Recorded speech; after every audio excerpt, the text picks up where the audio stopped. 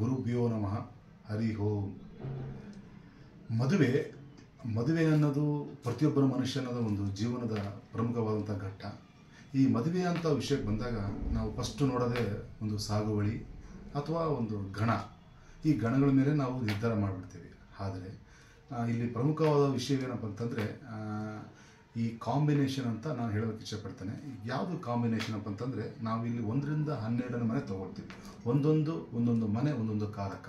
ಅವರ ಒಂದು ಗಂಡು ಇರ್ಬೋದು ಅಥವಾ ಹೆಣ್ಣು ಇರ್ಬೋದು, ಅವರ ಜಾತಕದಲ್ಲಿ ಬರುವಂಥ ಕಾಂಬಿನೇಷನ್ ಮೇಲೆ ಅವರ ಒಂದು ಮದುವೆ ನಿರ್ಧಾರವಾಗಿರುತ್ತದೆ.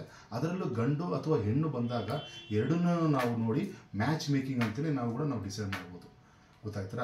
ಹಾಗೆ ಈ ಎಷ್ಟೋ ಜನಗಳು ನಮ್ಮವ್ರು ಹೇಳ್ತಿದ್ದಾರೆ ಈ ನಾಮ ಅಥವಾ ಈ ಹೆಸರು ಬಲ ಅಥವಾ ಡೇಟ್ ಆಫ್ ಬರ್ತ್. ಸೊ ಇಲ್ಲಿ ಡೇಟ್ ಆಫ್ ಬರ್ತು ಹೆಸರು ಬಲ ಬರಲ್ಲ, ಇಲ್ಲಿ ಬರದೆ ಅವರ ಜಾತಕದಲ್ಲಿ ಬರುವಂಥ ಕಾಂಬಿನೇಷನ್. ಅದೇ 2ನೇ ಮನೆ, 3ನೇ ಮನೆ, 4ನೇ ಮನೆ, 7 ಮತ್ತು 9, 11ನೇ ಮನೆ ಅವರ ಜಾತಕದಲ್ಲಿ ಬಂತು ಅಂದರೆ ಬಹಳ ಅವರ ಒಂದು ಮದುವೆ ಜೀವನ ಅದ್ಭುತವಾಗಿರುತ್ತದೆ.